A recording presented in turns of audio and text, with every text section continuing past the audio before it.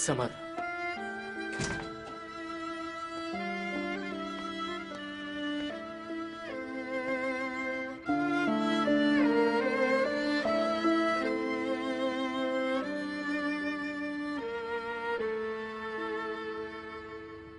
كثير عم بتعذب.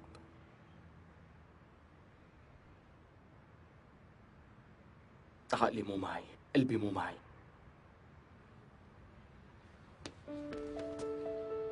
اتركني. اليوم حتى قدرت افهم معنى كلمة يا ريت. يا ريت لو فيني اعيش مع الشخص اللي اختاره قلبي بزمان تاني وبظرف تاني.